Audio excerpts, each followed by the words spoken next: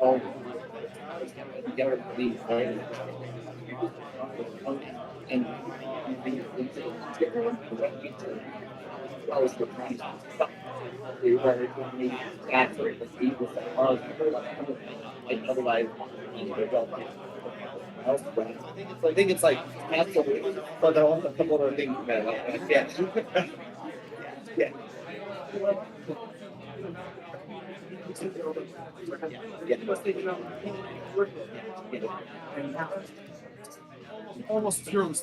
We also like it would be like so like point axis block but there's something it's new more urban stuff. What's more developers and stuff developers like it's really community building. So, yeah, those are things still go well. It's also going from I don't know if it's actually you got to factor yourself like very but then like Chester Union. or story I think it's a mix. Yeah.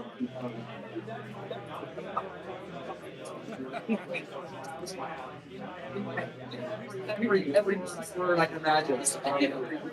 Like no, like what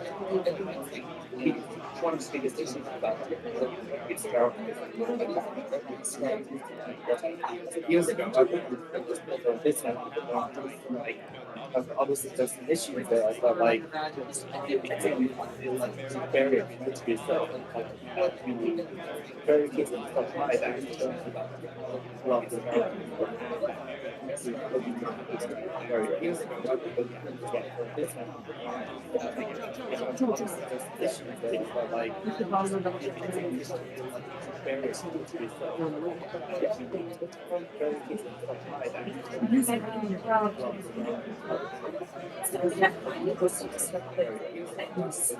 All right, everyone, welcome.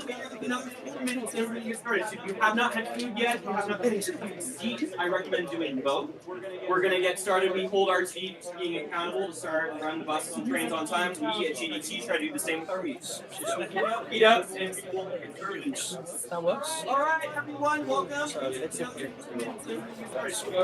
works. That first slide is good. Residents. That works.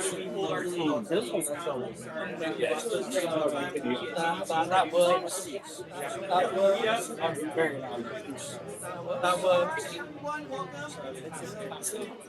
Let's try again. Yeah, just that works. Okay. Good to go. You're good to go. Okay. All right. We are good to go. James, you need to. I'll do the intro. Do the intro last week. I'll do the intro. Oh yeah, well yeah, because I'm going in with the news, aren't I? Yeah, I'm first. Oh, Emma's got the first one. Usually reset. Reload what? We are good to go. James, you need to. I'll do the intro. Do the intro last week. I'll do the intro. Reset what? Yeah, because I'm going Can you just hit refresh? Yeah, slides, whatever. Tremendous. I'm gonna get this. Reset what? Can you just hit refresh?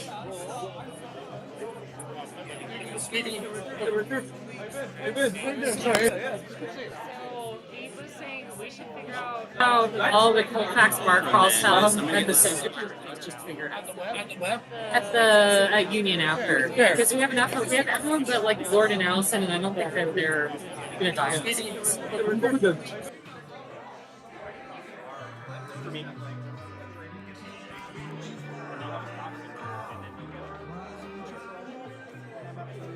I beg your pardon, Mr. Austin.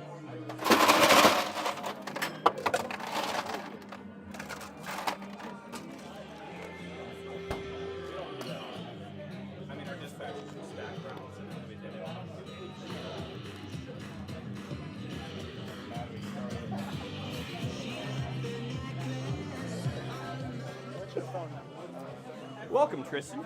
Hey, how are you doing? So glad you were able to make it. Yeah, I'm like, oh, cool, I'm in Denver for a You were in while. Denver and went in Rome. Yeah, at least check out the view while it's still light over there and stuff like that. We've got a couple chairs here that we're going to pull out. Okay. Hey, Bruce, Danny, good to see you guys.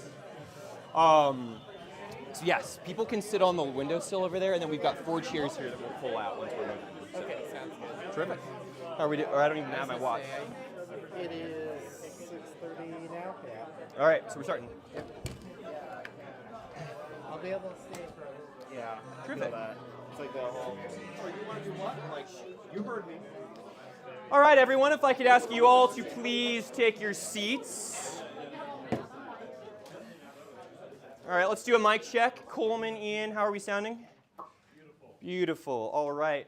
All right, everyone, welcome to the March meeting for Greater Denver Transit. For those of you who are joining us for the first time, we are a grassroots advocacy group supporting transit across the Greater Denver metro area that is fast, frequent, reliable, and accessible. That is our North Star. We've got a huge agenda tonight, so we will be blasting through at the beginning. I'm going to hand it off to Emma, who is our lead for community engagement and events. All right. Do we have a mic? The news. Okay, so unfortunately, the RTD civil rights bus ended up in a pond, which is not fun. And hopefully not an omen or a metaphor for anything, given the current climate we're in. Yeah, so it happened because of a collision with a car on Colorado Avenue. You can see the picture there. 15 passengers were uninjured, but the operator did require treatment, so hopefully they're okay. I don't think we have any updates beyond that. But yeah, from what I remembered reading, it was like the car driver's fault. It was not the bus driver's fault. So not really any negligence on RTD's part that I'm aware of. Alrighty, we have a new face at RTD, Angel Pena. He's joining as the agency's first deputy CEO. So he'll be the deputy to Deborah Johnson. He has a pretty good track record with MBTA, WMATA, DDOT, and STV Inc., which I think is here locally in Denver. We've done our homework on this gentleman. We have advocacy partners in Boston at a group called Transit Matters, and they've provided some really informative feedback. Angel is definitely a process improvement person, and we think in terms of where RTD is in terms of bus modernization opportunities, I think we are very optimistic, and we're looking forward to meeting him. Yeah, so. To Federico Pena? No. Is it on Hill or Angel? I think it's on Hill. It's probably on Hill. If, yeah, that's. This one's Richard. All right, Richard. Oh, it's me? Okay. Yes. So, RTD's head of AGM, which is Assistant General Manager of Bus Operations, Fred Worthen, is leaving RTD. Fred Worthen left he led the fleet transition plan, paratransit peer review, try to stay professional, and we all sort of wish Fred the best in the future. Struggling here a little bit. Would you like to know really what's going on? But he wasn't very polite to you when I saw And we that. were told. No. So it's something really strange happened about a year and a half ago. We had a meeting with one of the ex-RTD directors, and they said one member of staff you won't get on with, and we hadn't is Fred Worthen, which was a really interesting thing to say, and that director ended up being right. So we basically sort of slightly called him out for being really vague about a bus contract. He was kind of saying this contract, we're going to hand it off to Transdev, it's going to be, and we were like, why didn't you just say it's Englewood Garage, these are the main routes, why didn't you why are you basically sort of obstructing the information to the board? Like, why don't you just tell the board roughly what you think, what it is, okay? We have this sort of culture of staff saying the bare minimum to get the votes. Sorry. Yeah. And he kind of sort of didn't appreciate that. So I think we're going to say this. I think we always knew when we started this there are going to have to be some changes at RTD. Okay, we've never named particular names. We don't, as a thing, call people out. But I think this is probably one of the changes that the agency has run this way. But I think Fred, and especially with Angel coming on, is I think one chapter is closing and another chapter is opening.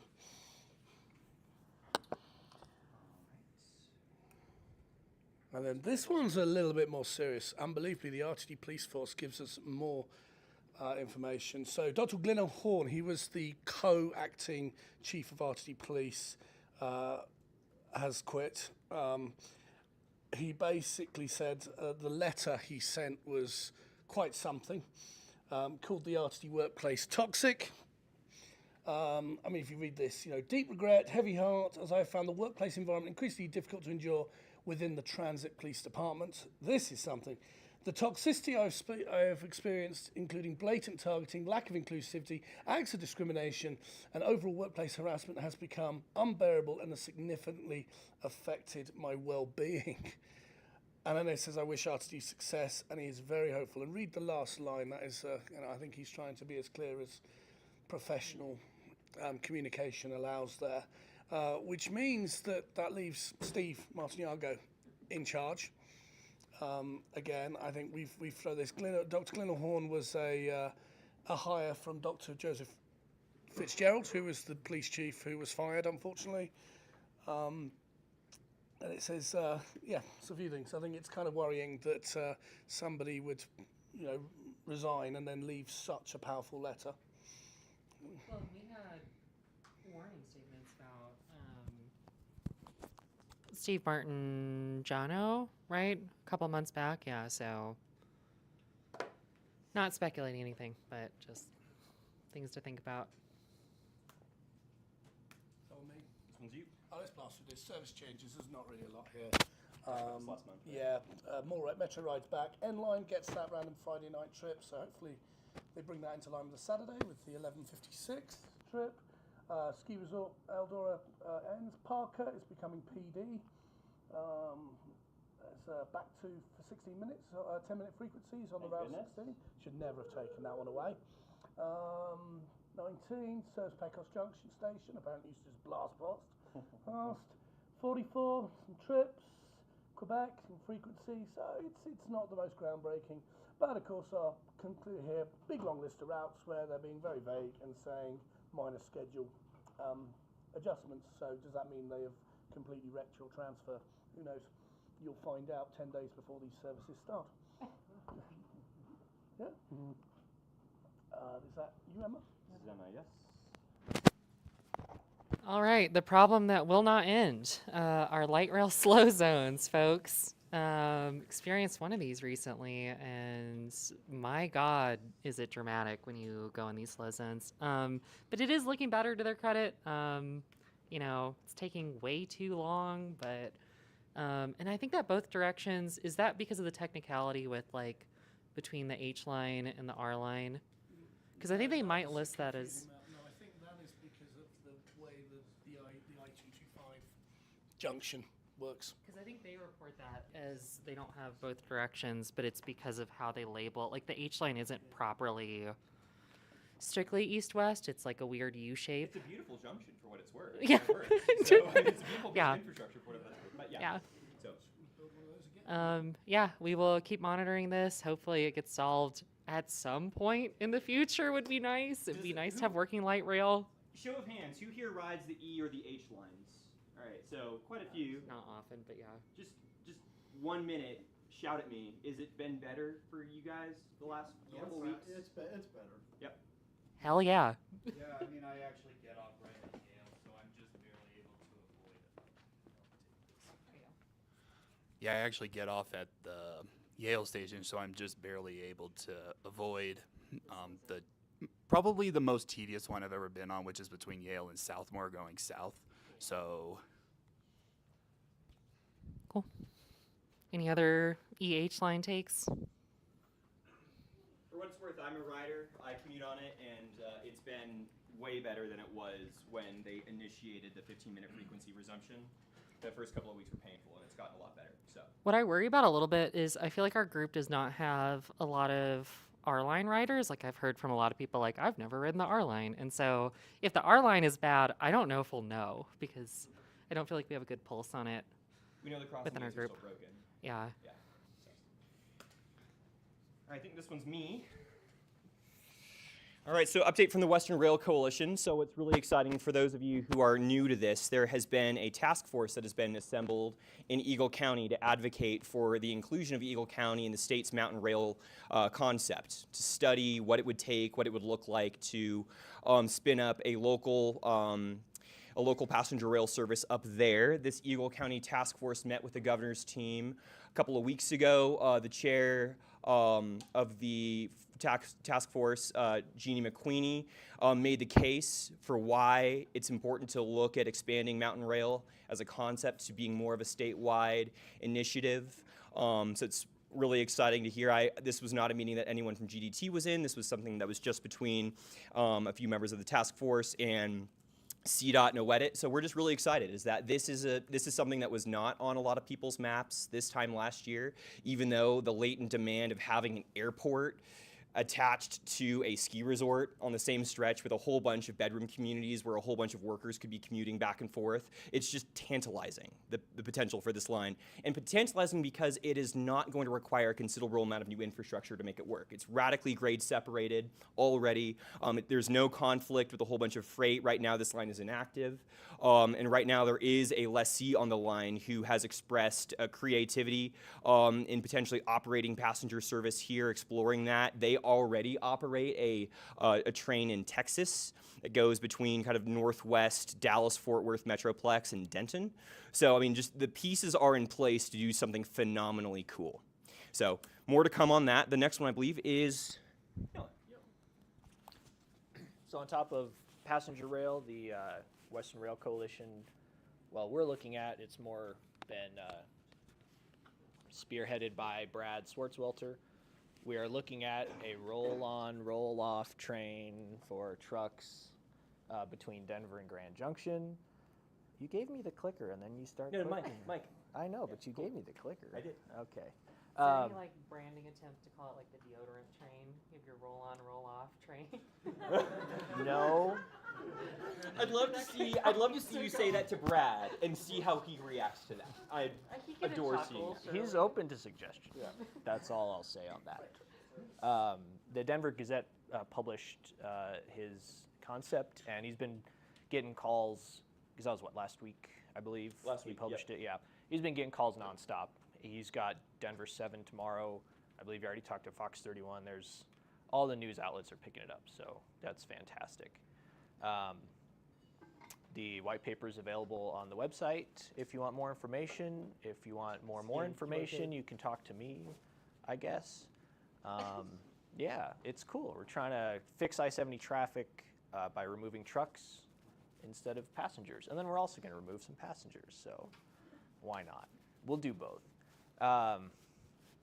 Some unfortunate news, I guess. The Creed branch has been, I guess it's officially been put up for abandonment, or they're going to file for abandonment. The current owner-operator, Colorado Pacific Rio Grande, is, they don't use it anymore, so they want to put it up for abandonment. The west of, what is that, South Fork, there is a private owner that owns it, and they run rail bikes on it, and it's sort of rail banked in that the rails are still there. We can still use them for future use. We're trying to make sure it's not abandoned and that the rails remain for future railroad fun stuff.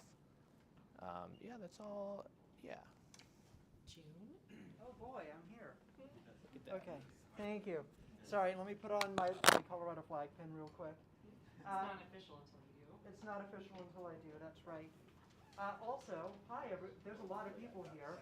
I think new people haven't been to a meeting before, potentially. So I'll quickly introduce myself. My name is June Churchill. I do legislative stuff. And to that effect, I got rehired as a legislative aide. Woo!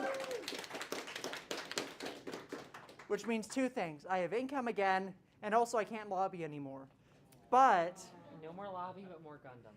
that's true. That is true. Okay. So GDT bills. We have 5 transit-related bills. Of course, after last session, which was our big transit funding blockbuster year, which is awesome. We're going to start to see those funds rolling in very soon for SB 230. We have 5 bills. Paratransit Services, which passed House and is now in the Senate.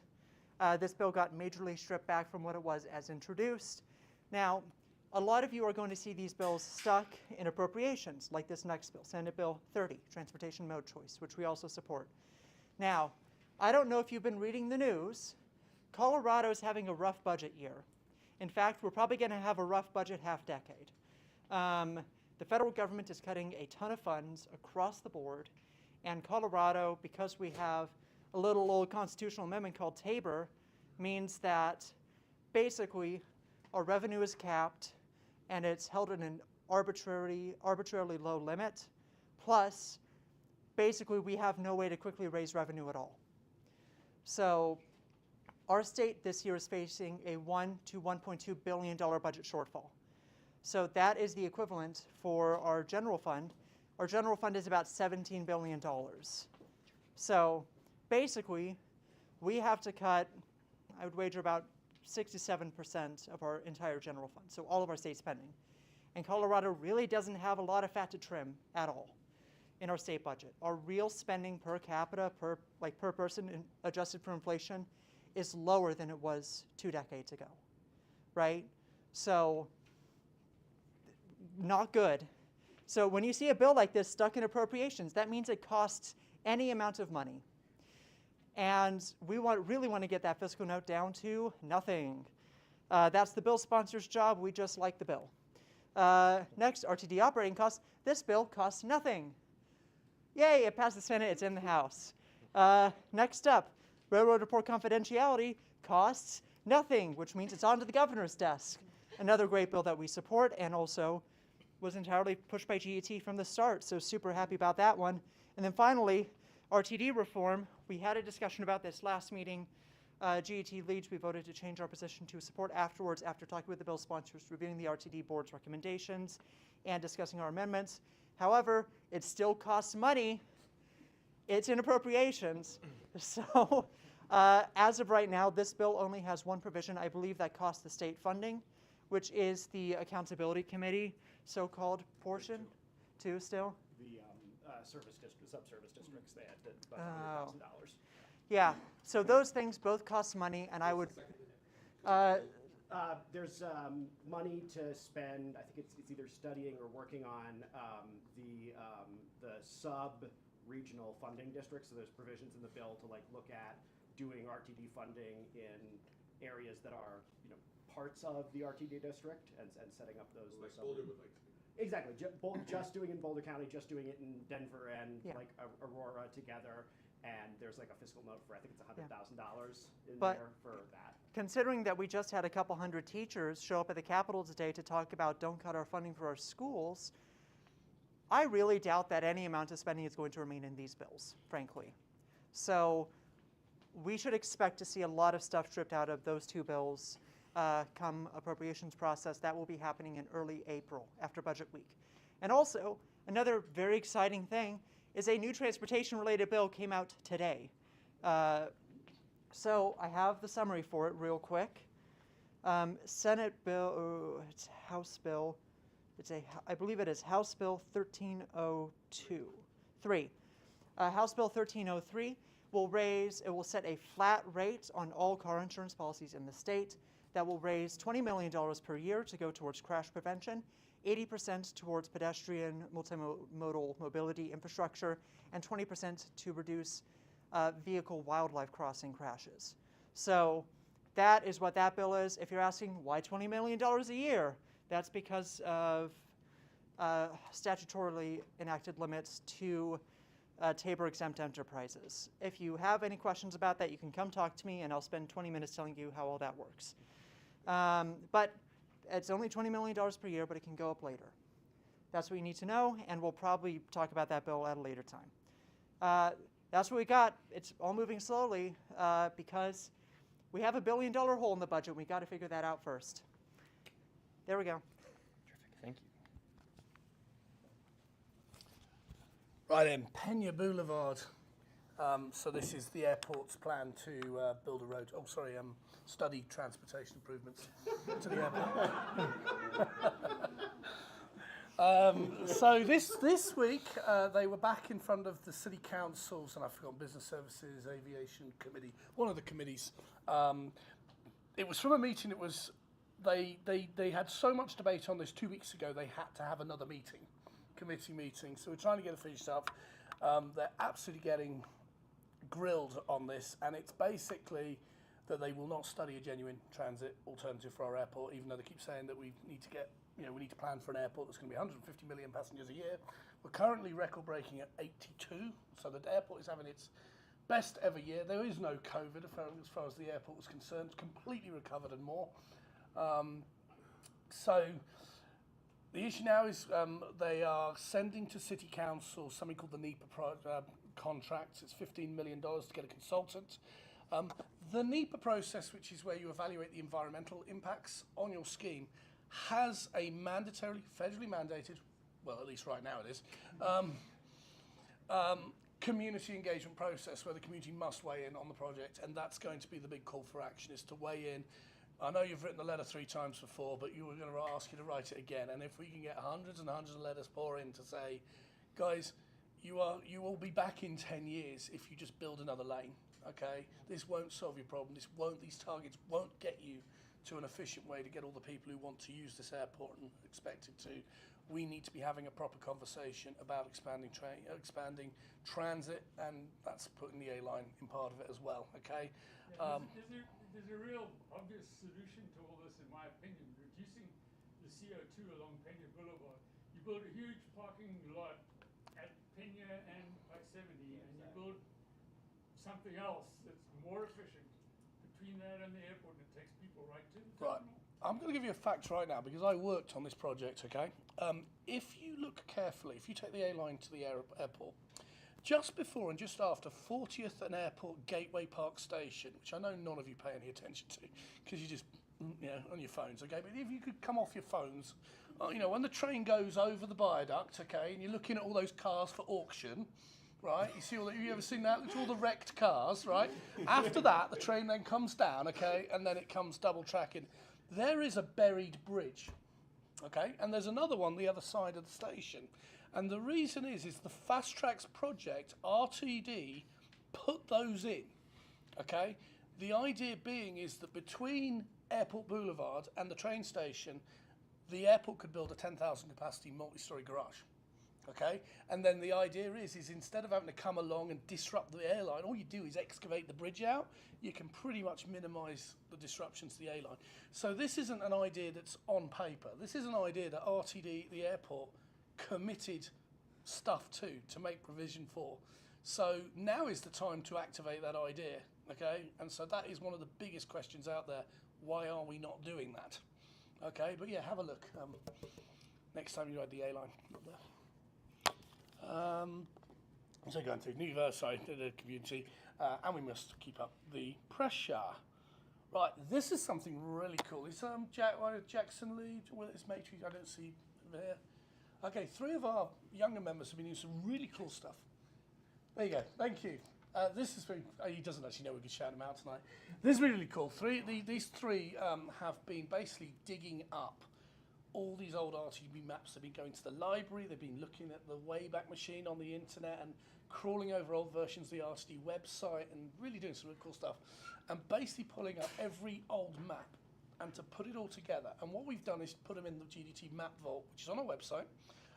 Literally just search it by going GDT Web Map Vault, comes up top of Google, okay? And the idea is we will be able to show you the story of how our rail in Denver has started in '94 to where we are today, and hopefully where we hope to go. And how our bus network has contracted enormously. Yeah, there's loads more. I've seen bus maps, like 10-year, huge great things like that. So these 3 have been doing amazing work, and thank you very much. Give me another clap. Hey, Nathan's not here. Doing amazing work. More to come, okay? There's also other stuff. We've got plans, bus routes, historic, bold bus types, all of this. So if you come up with any of this sort of old RTD info, we'd probably love to sort of find a corner of our website, put it on there, so everyone can see. Yes? I would also like to say that the other Jackson did most of the work in finding the maps, and then we just kind of helped dig them. But he found some crazy stuff that I'd never seen before. Yeah, there's some real interesting stuff, isn't there? Yeah. That'd be Emma. All right, so we had our third transit-oriented board games. I will give a huge shout out to Cody for this idea because he did most of the work here, but we did it at Odell Brewing at Sloan's Lake. It was a ton of fun. It was a beautiful day that we did it. And yeah, I mean, these have been like really popular, so we'll probably do some more. I would like to personally give some more love to Colfax, probably, given everything going on there. So I would expect the next one will probably be somewhere on Colfax. And as things are warming up, I'll try to like interleave these with transit-oriented hikes, but they're not going away. So, alrighty, the RTD Board of Directors meeting. Our next one is going to be Tuesday, March 25th at 5:30 at the RTD building on Blake Street. Please get there at 5:15. We like to coordinate comments if we can. So we'll usually meet out at the front step, talk a little bit, and then go in case there's some crossover with topics or we want to cover a broad range. And we would also like you to speak in favor of the records request fee waivers for the media, which I believe our own Chris Nicholson is proposing here. Good idea, so we should definitely get that going. Noah. Oh, yeah. Fantastic. More trees in the mountains. Heck yeah. Well, no, but yeah. I mean, I'm all for it. Oh, yeah, it is. It's already here, though, so it's fine. Winter Park Express, if you weren't here for the last couple meetings, it's doing great. They've got record ridership. We're going to blow 2019 out of the water. It's now running 5 days a week, cheaper fares. They're now doing, I've seen a $9 fare on the weekday, like last minute. So search around. I mean, you got, what, 2 weekends left? Yeah, Monday, Thursday, Monday. So, yeah, look for those $9 fares if you just want to jump on a Thursday or Monday. It ran in December as well. Usually it starts in January, but now it ran through December, you know, Christmas seasons. That was fantastic. That work has been done as a gift from CDOT, effectively. This is Mountain Rail Phase 0.1. So CDOT threw a little money at it, said, how can we improve this? Can we show that it is improving? And I think it's ridership is almost doubled. So it's definitely improving. Yes. If you remember that little old bill, Senate Bill 184 from last year that we worked on, that's where the money's coming from. So I will quick shout out to Brandon from Moeta, who's in the room, who really worked on that bill a lot as well. So, yeah. Perfect. There you go. It's come. Yeah. One last, don't do it. We have got a lot of things going on the train. Oh, okay. On the 30th. Good. I think I'll I've got introduce 15 it. of my friends, they're not even in the transit, they're my regular other friends. Yeah. See, it's come all the way around. You advocated for it, you got the bill, and now you're going to ride the train for half of what you would have paid last year. So it's working out. Well, there you go. I might have to come, maybe. Get it. $48 currently. GDT is riding again. This will be our second time, March 30th. Tickets are on your own, but I guess let us know or let Richard know if you're coming, and maybe we'll get a whole car this time. It leaves at 7 a.m., gets to the resort about 9, scheduled for 9:11, and then leaves the resort 4:35, back to Denver, usually 6:40, 6:50, scheduled for 7:15, I believe. But plenty of other activities other than skiing, including snowshoeing, being chased by mooses, meese. No. Just one. Yeah. It was fine. Or looking at buses, looking at free buses, riding free buses. Looking at buses up in a mountain town with a fraction of our population that have better frequency than we do here in Denver. There you yeah. It's both nice and horrible. Exactly. You get nasty jive in this slide.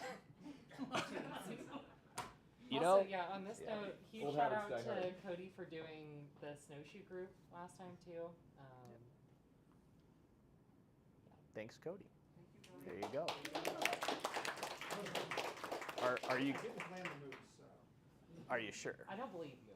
I don't You know. just didn't like you a lot and just wanted to see what you had for breakfast? Did you? Me and Alec. You're on this one as well? Okay. Well, what we did, yes. Has it been selling out a lot this year? I've seen it sell out I think, twice, personally. And we're back up to 6 coach cars, which is how it should be. I want 8, like the first year. If it's selling out, it should definitely be 7. They will get that. I mean, Amtrak uses a dynamic pricing. It's like exactly like the airlines do. So they're playing around. They've probably got a thing, but expect the train on the day to be. It is rumored to be the most successful, as in profitable train outside of the Acela, and depending on if you trust Amtrak's accounting, it would be the most successful, profitable Amtrak train. So haven't they More doubled so than the ridership? Acela? Yes.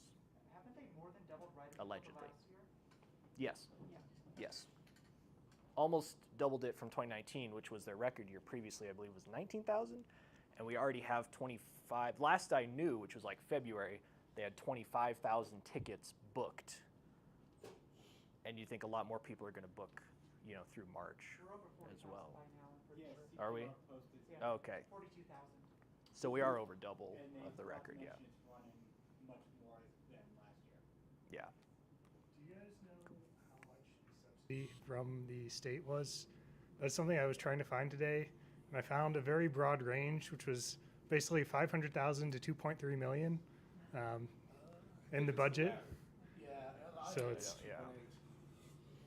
somewhere in that range. I was talking to John Hunter about it. He couldn't remember exactly, but it's yeah, around 2.5. because the budget said 2.3 budgeted, but 500 and 900,000 probable, which is That's very. not the whole subsidy. It's not all subsidy. He said the revenue goes against that. So that's like the guaranteed minimum revenue. Yeah. So like the 2.8 is the total, like the maximum, or the. Yeah. Okay. Yeah. Okay. Oh yeah, this is not me. I'm later. Again. I'll be back. Monthly meetings, you're out one. 6 p.m. third Thursday of the month. Put it in your calendar. Transit-oriented drinks after. I think we're just going to Union Station, so we'll just walk down. It'll be chill. Terminal bar. That's our terminal. And our next meeting is going to be 6 p.m. Thursday, April the 17th. All right, other meetings. Front Range Passenger Rail is having their meeting 9 a.m. Friday, March 28th. Please show up. It's virtual, so, hop on Zoom. The Inc. Transportation Committee meeting, which I believe our own Joel Noble leads, yep. And then Colorail's annual meeting is 9 a.m. Saturday, May 10th. What's the location? Don't know yet, Denver. Don't know yet, but Denver. Cool. So should be transit accessible, hopefully. Be there. And this one's important. So Denver City Council, please show up every Monday at 5 p.m. And please speak out on the NEPA study with respect to Pena Boulevard and the A-line. We need all the voices we can. We have Councilwoman Sarah Parody standing up for us and for transit. She's wonderful, cannot sing her praises enough. But if she doesn't have the backing of her constituents, then, the rest of council is just going to say no one cares about this. And they'll just build another lane. Noah again? I don't know why you sit down at all. I don't know. Well, he's not sitting down. He just moves over there. Yeah. How should I put this? If the trains aren't running well in the 1-to-1 scale, you can always enjoy a 1-to-87 scale. They run incredibly on time to my non-existent schedule. The Rocky Mountain, very frequent. I mean, it's like 30-second frequency, if that, on the loop there. Triple track electrification, all your nerdy, yeah. It's crazy. Not a lot of passengers, though. You talk to Richard. He needs to buy some more. It's his train. The Rocky Mountain Toy Train Show is at the National Western Stock Show Complex, the 5th and the 6th. That's the Saturday, Sunday. Take the N line there, please. Take the N line there. Or the 48. Or the 48. There you go. Has transit accessible to get to the trains. You can drink and drive trains. You can drink and look at trains. They have a liquor license. So there you go. It's 150,000 square feet of a lot of stuff like that. Working layouts will be there, obviously. So if you want to volunteer, sign up either in the Slack or you can talk to us. It's got great attendance, anywhere from 10 to 12,000 people. It's not just train nerds that already know a lot about this stuff, but it's a lot of parents as well. And we can reach the masses and advocate for transit through attracting the children. Although that sounds, never mind. We'll. The views of Noah's father do not represent the views of your You're not liable or responsible for anything that Noah says. He's here as a contractor. That's for just your yeah. No, I guess that's all. Yeah. The kids obviously like the trains, and they run over to the booth, and they're like, "Oh, wow, look at this!" And the parents have to follow them, and then we fill their ears with transit and Front Range Rail stuff. I believe this year we're still pushing Front Range Rail, maybe a little Western Rail. As an addendum to this slide, we will probably also have a Western Rail Coalition booth that is still being constructed, but I'll let you know what that looks like. So we can also advocate for that stuff. But yeah, let us know if you can volunteer. It's free, obviously, to volunteer. I mean, you get in for free. Just So email me. why Literally wouldn't just you? email me and we'll get you in. Yeah. If you don't feel like volunteering, but you do show up, come visit us at the booth. At least say hi. I mean, it'd be nice, Yeah. To see us. I'll be running Because we don't get around. to leave the booth if there aren't other volunteers there. So we appreciate I'll be it. running around like crazy, so, you might see me, you might not. There we got you again. Yep. Perfect. That's all from me. Thank you. Thank you, Noah. All right. We have come together with some of our Urbanist Coalition allies to throw a little Colfax Barn Restaurant transit call, a little Colfax BRT crawl, if you will. It's going to be on East Colfax, and we're going to show them that we care because there's been a lot of negative news and press about the East Colfax BRT, and it's painted as this thing that nobody wants, nobody cares about, that is hurting businesses. So we're going to show up, have some drinks with some friends. We're going to have some fun T-shirts that our very own Matt Larson has commissioned through a local artist. It's going to be Saturday, April 12th, 1 to 11. You have plenty of time to put it in your calendar. Don't want to hear excuses. Some of the details are still to come, but you can scan that QR code that'll take you to the Eventbrite. Go ahead and sign up. We can get your T-shirt size. We can get you a T-shirt. And yeah, I'm going to be there. Matt's going to be there. Rach is going to be there. James and Rich are going to be there. So it's going to be a great time. And yeah, our coalition allies that are helping us with this are YIMBY Denver, Colorado History Rides, and Denver Bicycle Lobby. So a lot of good people are going to show up.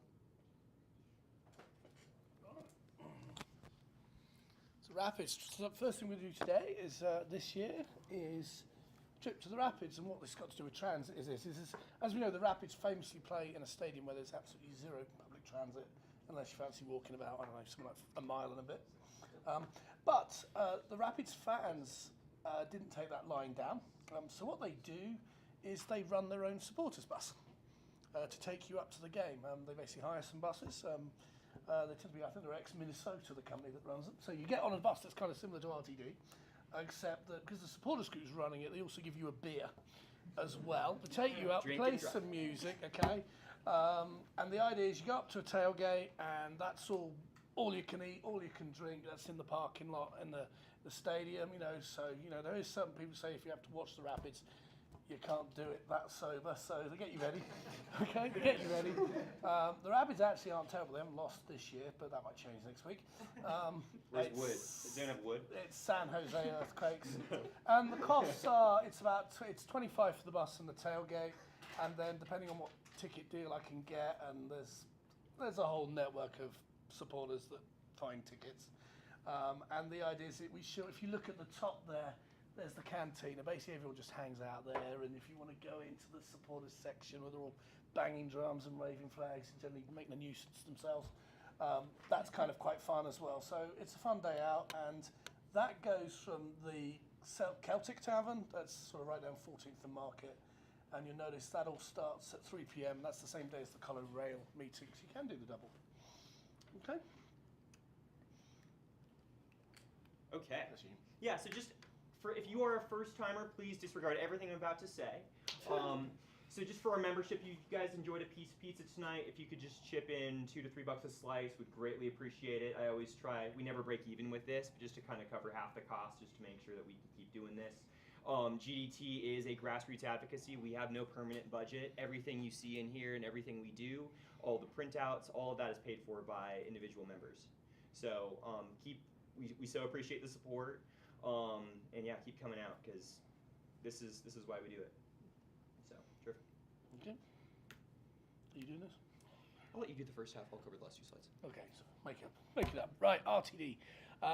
Something that got released without fanfare, sort of buried in a board briefing packet last month, and it happened like the day after last month's meeting, so that's why we didn't have this. Was RTD gave us the ridership figures for 2024. So here's basically what happens, and some of them are not good. We've got some pretty. Sorry. This is one. Oh, Screen. of course, somebody's. Uses the dummy. That's why I'm on the screen. Some of them aren't quite good. So A-Line, unbelievably down, curiously, and that is, like I said, the airport total passengers went up from 77 million to 82 million, and yet the ridership on the A was down. The B, I mean, some of these figures, I mean, there's only 12,000 people in it, really, so that's kind of a little bit the same-ish. G, just has not an amazing year, but the N was a little bit of a Mr. Brightside. A bright side there, that tends to do. There's always the end line. There's always money in the end line. That's why they like their train. They do like their train. It's good. So overall, commuter rail, not a terrible, but not great. Light rail. Rail says, "Hold my beer." Light rail says, "Yeah, hold my beer." You can imagine. Here they are. I can see there's 3 RC directors in the room right now, so I'm sorry. Difficult reading. Difficult reading. D down. D for down. Down 7%. Okay. E down 21. Eek. H is next. Okay. And this line, if you look at its 2019, this line used to be the one RTD was actually considering increasing frequency on pre-pandemic. Oh, H, hell no. Hell no, the H has fallen. And if any, that's the one rail line that really is hero to zero now. The L. Took the L. The L, yeah. The L. Sorry. But remember that RTD didn't run the L for 4 months last year either, so there was that. It isn't really, it only had 2/3 of the chance. Luckily, the R line, which somebody says, apparently. Recovery, sort of. Like but there's shocking, nobody, but we can't verify that. Nobody knows. I mean, apparently, that's what the news from Aurora is apparently good for the L.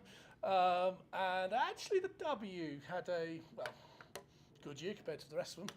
Yes. And then the overall.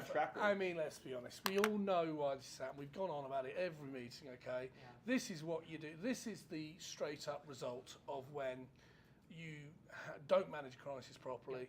You don't put your passenger riders first. Okay. And your alternative arrangements simply just are not up to it. You get people. And that isn't just sort of people, a small amount. That is, some of those figures are riders that have left and found alternative ways to get there. Well, and what's infuriating is, we've talked to the RTD board, and multiple members have basically said, we wouldn't do anything different. They're like, we're fine with this, right? This is, what had to happen, and there was no way we could have optimized this or made the maintenance faster or anything. So they look at these numbers and say, sure, why not? Which is insane. Because, like Richard was saying, this is permanent ridership destruction, right? We're not getting these people back. And, we have Class 1 railroaders that we speak to in this group, right? This, we know, was not the only way that RTD could have approached this problem, right? We know that a competent asset management program would have recognized that they had a major capital project on their hands sometime in the spring of last year, right? We believe that the board should have been given much more information. If RTD really couldn't have afforded to shut the lines down for 3 or 4 days at a time, have a contractor come in, completely, update, fix, mow down, replace the rail, right? Figuring out what that would have cost, that should have been something that the board saw back in May or June, right? The fact that they sort of promised us by the end of summer this will be over, we're into the new year, is unacceptable. And what we're looking at here with these double-digit declines, we'll have a slightly more nuanced view where we adjust some of the month-over-month trends. This is demand destruction. This is the blood, sweat, and tears of the advocates who came before us, all of their work being lit on fire by this management team. Buses. A little bit better. So the buses, this is sort of overall bus up. Flatiron Flyer, that's actually doing quite well. Free Mall Ride, I mean, that's something that's almost, you almost can't remember it when it used to call, 10 million a year. That's how much that bus service used to run. I mean, we should point out it ran, every 90 seconds about then before, and now it's like 5 minutes. So there's one thing. I think whoever remembers the time where you could look up and down the mall, and there would be a mall ride coming to you, right? You would always just, oh, there it is, yeah? Does that happen now? Most times, no, you look up, I can't see one, right? Whatever, not boarding it, So that's what's happened with the mall ride. I mean, I know construction, I know downtown, they are fighting some external factors, but the fall from 2019 is quite something. Well, it's depressing too, because it's like those are our electric buses, right? That's our. I mean, is that all of our electric fleet? It's our zero emission fleet at the moment. Yeah, I know, and that's yep. And then put this as well. Flex Ride and van service seems to be doing quite well there. And overall, so buses actually, it's been. This is not what you call recovery. No. This is not recovery. It's stasis. Yeah. Yeah, I mean, and then the last one is some really interesting, and this is the point about the paratransit, okay, the peer review. So Accessoride goes down. Camden, New Jersey, into Center City, Philadelphia, and we rejoin you here from the Wells Fargo Center. What's that? That's Someone my phone. has. Number 2. The place to be is MacCast on ESPN Plus. Every match, every match. We now return to our regularly scheduled programming. Place to be, is it? That's what about paratransit? Get that jock stuff out of here. Yeah, okay. Where are we? So Accessoride, so that's interesting. Okay, so if you look at the figures for Accessoride, okay, then play the figures for the Uber Lyft Access on Demand service, and you look at that absolute explosion in ridership, okay, and why not? I mean, let's face it, it is pretty much Uber. It's door to door. You dial it, the car's there within a couple of minutes. They take you exactly where you need to go. You don't have to worry if they won't have a car or they don't go round. They take you straight there. Surprisingly, it should be no surprise. This is wildly popular if If you're not a transit sicko like people in this room, like why wouldn't you? Yeah. It's like. And then that's what makes the whole paratransit thing so much curious. So you've got the Access on Demand service. It's now carrying 40% more passengers than the Accessoride. Okay. I also tell you that the Access on Demand service last year, 25% budget. So if you think of where the whole paratransit, 80% is going to the Accessoride service, 20% is going to the Access on Demand service. Okay. So here you've got like an absolute power performer here. So what does RTD do? They do a paratransit peer review and totally gut through the Access on Demand and analyse everything they can do, okay? Even though that ostensibly is a service you should leave alone. And barely touch the Accessoride. Don't drill in properly as to why the Accessoride service is difficult to use, the issues with it, okay? And the way I say it is, does anybody remember the older people, remember Super Shuttle? Remember that? Anyone take Super Shuttle back in the day? What era was this? Well, Super Shuttle went bang finally in, well, Uber really finished them off in 2014, I think. They think they left the Denver market in 2018. And did you remember you get on Super Shuttle and then an hour later you're regretting your life choice? It's like, I should have gone by yellow cab, right? Well, that's the reality still on Accessoride for the disabled community. The problem is they have no choice. If you are Jamie Lewis, that is RTD's only way of really getting you around. So you can imagine me sitting there, so it's interesting, but it also is a clear message: is where does the focus need to go on paratransit? And I would say it's on accessible. Right. I'll give you the next overall. All right. So yeah, coming back to just the picture that we're in right now. We had the pandemic, right? We had other transit agencies within about 2.5 to 3 years after the pandemic, like LA Metro, restore pre-COVID levels of service. Meanwhile, here in Denver, we're not back to that. And our ridership, part of this is chicken and egg, right? If you are offering a much more slimmed down version of service, that means it is the convenience and the utility is also slimmed down, right? In addition to that, right, we've had the compounding issues from the light rail reliability. We've had several people in this room who are dedicated urbanists and advocates who've had to buy greenhouse gas vehicles. I see Ryan Keeney, president of YIMBY Denver. We have allies who are absolutely dedicated to transit, who would ride transit if it worked even a little bit, who had no choice. Yeah, when the transit sickos are not riding transit, you're in trouble. Yeah. Like again, really need to nail that one in.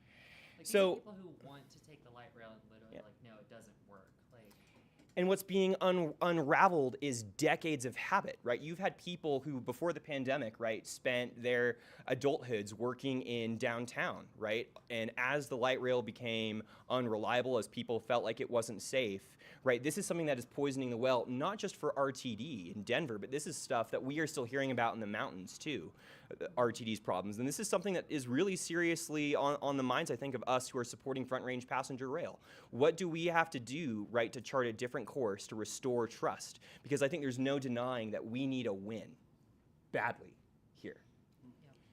And that's what we're asking ourselves. What can we do to support a win? Something that the public who are not train sickos will notice. So.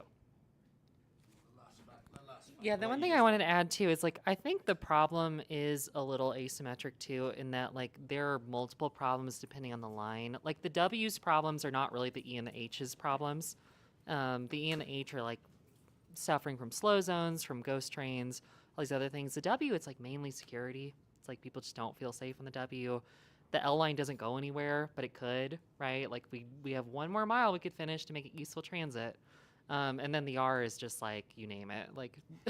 Throw a dart at a board, there's a problem that R is experiencing. So I think that's kind of the problem too, is it's we have this central messaging about the problem that's focused on the E and the H lines because they're experiencing the worst of it. But really it's there are multiple problems here that RTD needs to address. And I don't feel like they're actively addressing any of them beyond just the very slow improvements to the slow zones.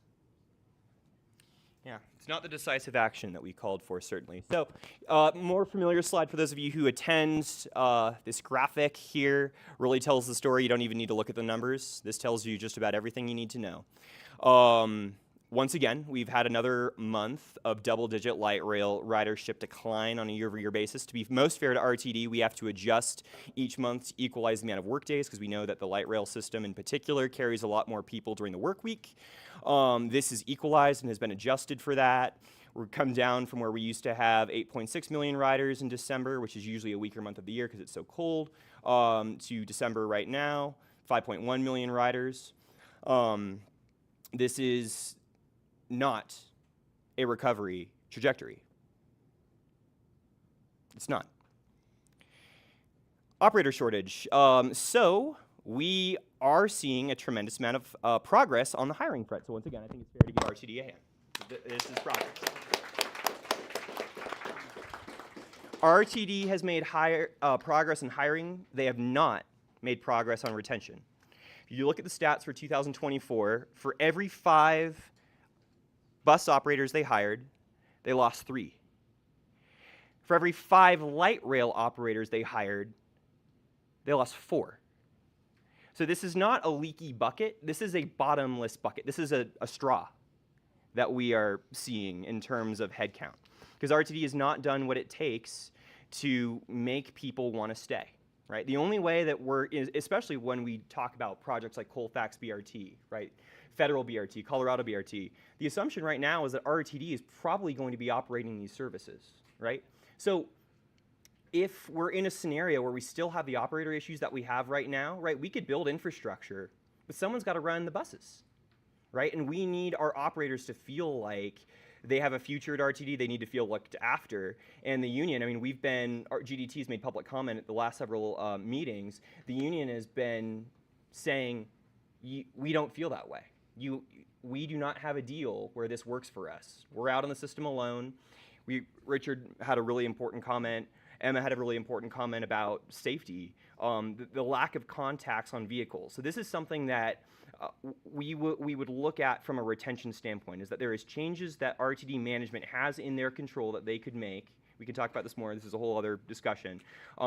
There is actions that RTD management have in their control that they can take to make sure that operators feel like RTD management is supporting them. So something we can return to. But yes, yay on hiring. Retention is not anywhere close to where we need it to be. So we've got our guest speaker for this evening, Joel Cox. Sir, if you'd like to, I've got a chair for you right here. This is the microphone, and there is the slide for you.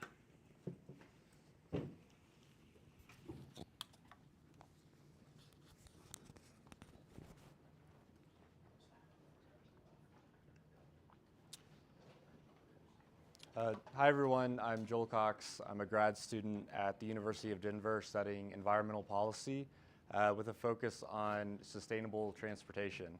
I'm also a card-carrying member of GDT. I don't think we actually have cards, but if we did, I would carry them. Yeah, I'm a sticker-wearing member of GDT. And today I'm really excited to be sharing an idea, a policy proposal that I've been working on for the past year. One that has recently gained traction and is on the city's radar. It's still in what's considered an ideas phase, but I've been advised that a little bit of public support could go a long way in terms of, gaining momentum. So I'm here today to share this idea, to answer any questions, and yeah, let's get into it.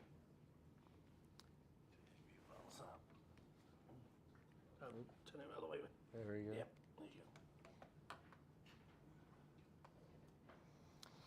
So this idea, it started as a grad school assignment. I was tasked with proposing a policy that would in some way better Denver's transportation system, right? That's really broad. So I started just by focusing on my own experience. I live 1 mile from a light rail station. I would love to use the light rail more often. Most days, a mile seems like a really long walk. I would love to drive there, but it just doesn't feel right, just driving there and then parking, right? It kind of almost defeats the purpose. I could use an e-bike or an e-scooter, or I can Uber there, but that's really expensive. And when you add those costs to the cost of a fare, again, you might as well just Uber the entire way. So I know I'm not alone in living in this gap, right? 75% of Denver residents report that they do not live within a short walking distance of transit. 75%. 39% of Denver residents cite accessibility as being their single biggest barrier. So accessibility is just your ability to reach transit, given your physical ability or your financial ability. All of those things considered, it's your ability to get to transit. And I know this isn't news to anyone here, right? The first last mile challenge is a real thing, and I know I'm not alone in believing that we should find solutions to solve it. So first mile free, it helps close this gap by essentially using public funds to cover the first mile of any e-bike or e-scooter trip that ends at a public transit stop. So we already have all of the right parts. We have a transit system, we have micromobility, and we have a city that cares about mode shift. And we need to connect all of these things. First Mile Free does that. First Mile Free integrates micromobility into our existing public transit system. And it does so by leveraging our existing fleet of vehicles and making them actually financially viable options to reach a transit hub.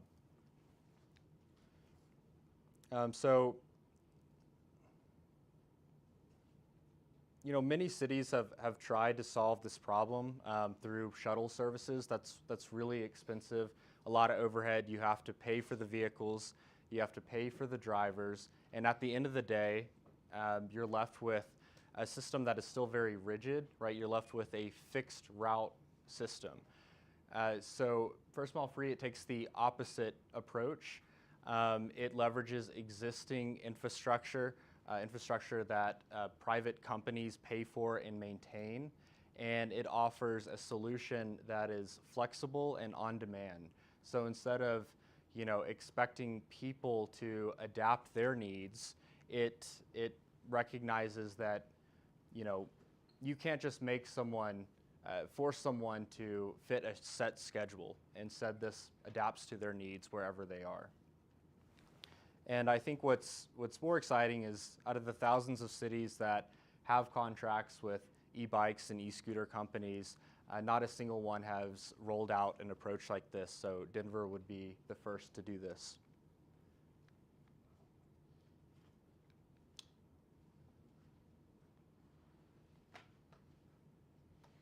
All right, so we missed a slide, forgot to change, but here's a pretty slide for y'all. First Mile Free, again, closes the gap. If you take a scooter and you reach public transit, the cost of your first mile is free. For the rider, that couldn't be more simple. So you literally just hop on a scooter, you park within an approved geofence transit stop, and then you see your instant savings right within the Lime or the Bird app. No sign up needed. And that's a really big differentiator between this idea and between typical subsidy programs, right? There's no application. Your discounts are automatically applied at the end of your ride. And from the city's end, it's just as easy. So basically, the city would pay for however many first miles they want up front. Then they share the list of the approved transit stops with the micromobility company. Micromobility company draws the geofence, and that's it. Again, there's no overhead costs involved. So from the ground up, this has been designed to be seamless and has been designed to be flexible. Notice I said approved transit stops, right? So this can be rolled out all at once, citywide, or incrementally. You can start just by focusing on set neighborhoods, or you could also just start with, say just light rail locations and then expand to buses, right? So wherever you start, you can then expand based on the program's success. I think the city is really smart to be focusing on mode shift. It really is the key to unlocking so many different outcomes. First Mile Free, it drives mode shift on two fronts, right? It encourages micromobility use, and then it also, of course, increases transit accessibility. It's a low-cost, high-impact public-private partnership. So for every $100,000 in funding, again, because this has no overhead, that money goes directly to funding first mile trips. So $100,000 could get you nearly 20,000 trips to transit. So for riders, that means, of course, more affordable transit. It also means faster commutes. So to walk 1 city mile, that takes 20 minutes. To take an e-scooter, it's less than half that time. For the city, it means a whole bunch of things. It means less emissions. A First Mile Free trip, it's 59% less energy intensive, so less CO2 than would be the case if you took a private vehicle the entire trip. It also means less traffic, which of course means cleaner air, right? Less tire pollution. And then it also just means a more connected city. And for everyone involved, it means improved safety. So keeping scooters at transit stops, it clears sidewalks, and shifting to shorter multimodal trips, that reduces crashes, because typically injuries happen on those longer single modal trips.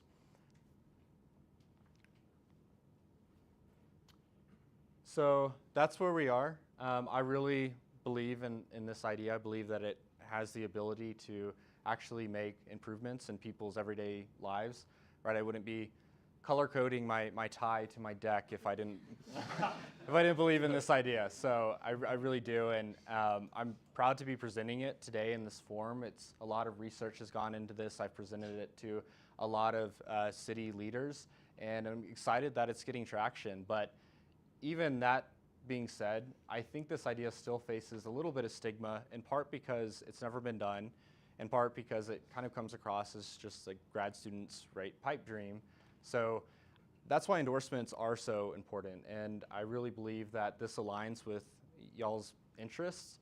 I started sharing this deck and sharing this policy memo Monday of this week. We've already gotten 2 endorsements, and I would love for Greater Denver Transit to be our next endorsement. You guys have really been a leader in this space, and you've actually been able to do measurable things when it comes to enhancing public transit in Denver. So really appreciate your guys' time. I would love to answer any questions if we do have the time, and then we can get to voting on whether or not we endorse it. So, yep, go ahead. Okay. So, hi, it sounds like a great idea. I'm really glad you presented this. I know the city has talked about maybe cracking down on scooter use, like different ideas to deal with safety. Is that something that might be an impediment to this, or? It's actually a reason why this is even more being discussed right now. So the mayor's office, I've talked to their senior aide. Right now the mayor really wants to encourage parking scooters within certain areas. If you're going to park them in a certain area, why not be at a public transit stop? So the mayor himself has heard about this idea, and again, I think getting your guys' seal of approval or endorsement could make it go that much further in terms of getting it implemented.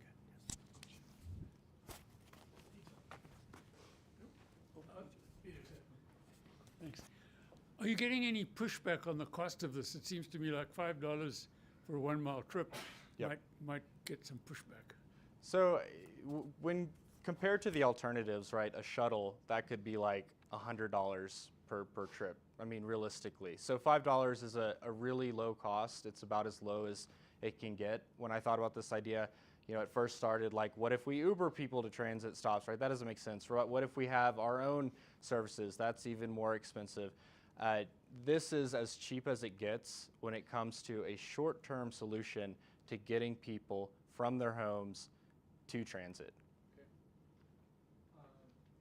I'm curious, I think this is a great idea and could definitely reduce pollution a lot, but I'm curious, will this, with slightly modified neighborhoods, could this help expand transit to single-family neighborhoods?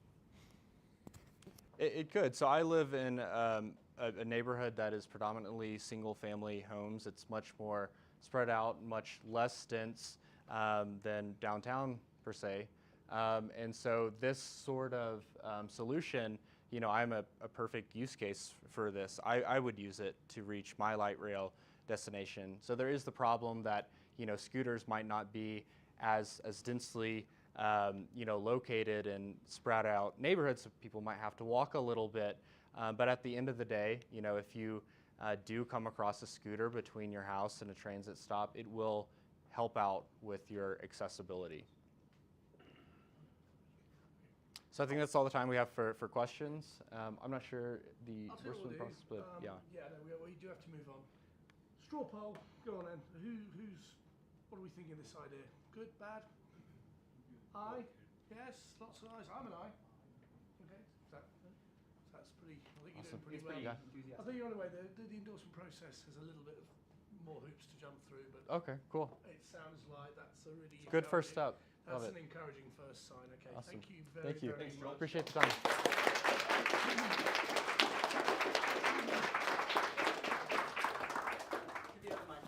You can. Yeah. A souvenir. Okay. Right. Our next speaker is a friend of GDT, hugely helpful with last year's legislative efforts. He's going to talk about the Northwest Rail Joint Service. Please welcome Brandon Schaefer.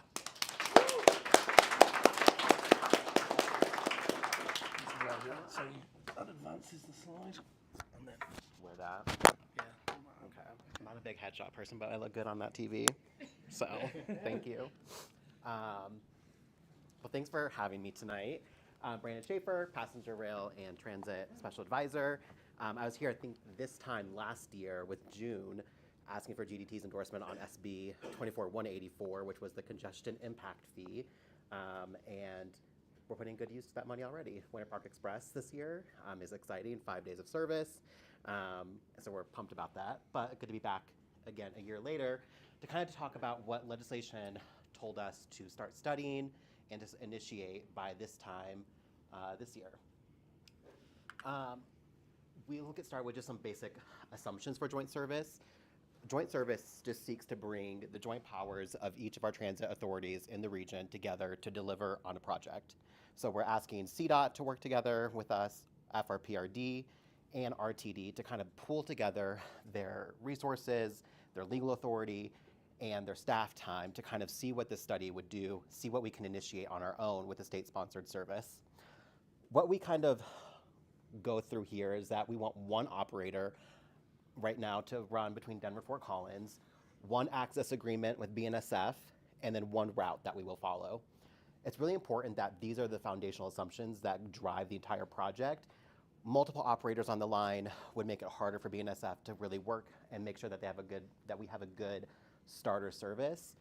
Multiple agencies, RTD, FRPRD, also getting their own access agreements makes it that much more expensive and challenging for costs there with BNSF.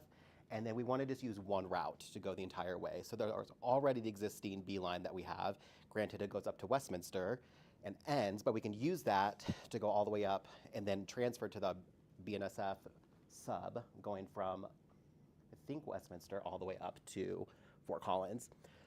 So those are the foundational assumptions. So keep that in mind as a kind of like why we're looking at joint service and kind of undergirds some of our assumptions that we make throughout the entire study. This also, in our view, paves the way for the future. So first and foremost, this is something that joint service is the building block of FRPR. It is not the end-all be-all. This is meant to be a starter service that instills trust into the public and also gets FRPR, the public will, to go to the ballot and actually have the full build-out. This is not competition for the district. This is very much getting the starter service up off the ground and a building block for service down the line.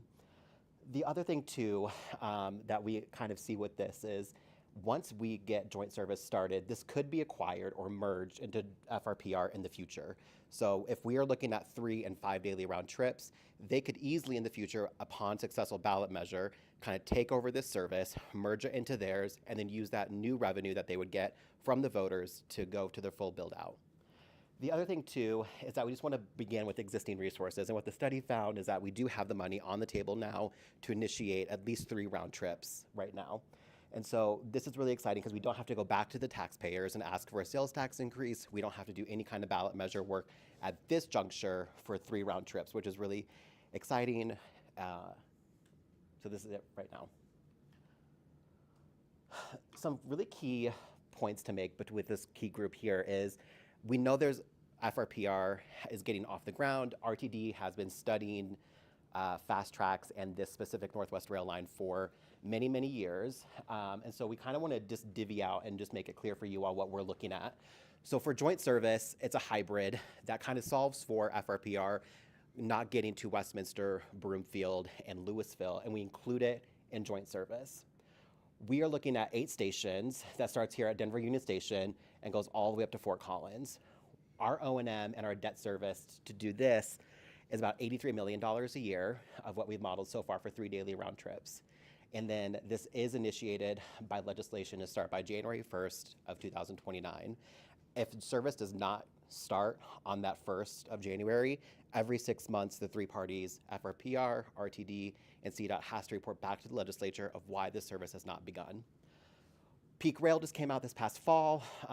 Kudos to RTD for doing this study where they found that the public still does want this project. But what they found is that for their project that would only do the 10 stops in their study, it would cost them about $52 to $56 million a year, and that they wouldn't be able to get this service off of the ground until 2050 at the earliest.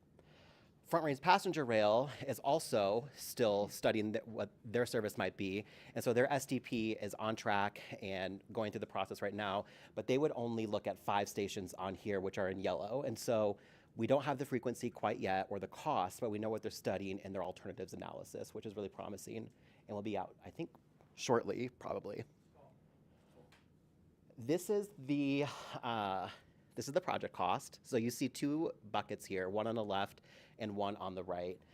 The one I want to just direct your attention to is one on the left. This is $885 million, and this is what we're calling a cost reduction strategy. And so we found about $300 million in savings by going down this route. The contingency approach on the left, or on the right, is not what we kind of want to follow. It's a very unconventional approach to a big project like this. There's a lot of things that you're going to see here coded, but the one that I would put your eyes onto is the top green color. The differences here is that for each bucket of work that's associated, so vehicles, the communication signals, the facilities, kind of have an allocated contingency of money being spent, and just in case one of those buckets goes over, there's money being allocated towards that extra money. The one on the right takes away all of that contingency and puts it into one line item alone, and that's why you see it costing $181 million versus $115. We don't want to go down that route, so we're looking at $885 right here.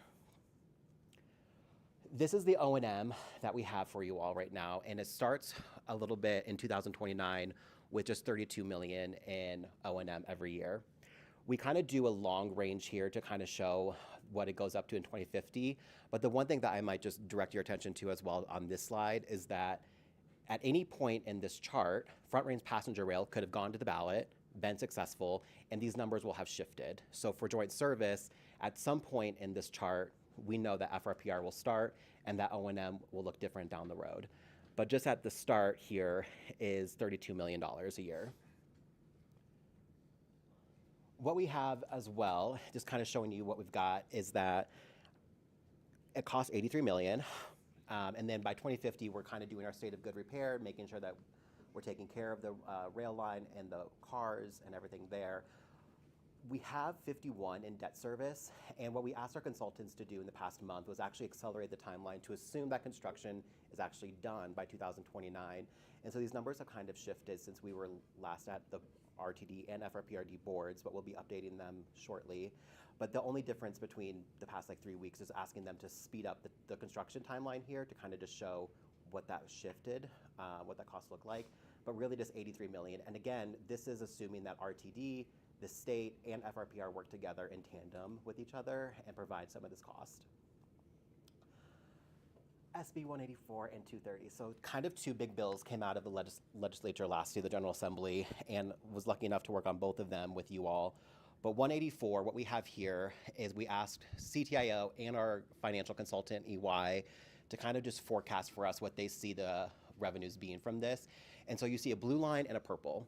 The blue line kind of shows what the revenue is from 184 over almost 50 years, and we see a really healthy revenue source there for multimodal projects across the state. And then we also have on 230 the 20% contingency, or the 20% allocation for rail projects. So if we were to take half of that revenue from 184 and half of the revenue from the 20% from 230, and kind of we see that we have enough money for different projects, and that we kind of assume for joint service that will take 184 and 230 revenue. 230 is a really big transit funding bill that RTD stands to be a really big beneficiary of. The formula for that is 70%, 20%, and 10%. 20% for rail, 70% for transit, and 10% for one-time transformational projects within the region. The formulas are being developed right now by the Clean Transit Enterprise, and so we don't have the formulas yet, but they're being developed, and we anticipate them being released in the summer or the fall of this year. And once those are ready, RTD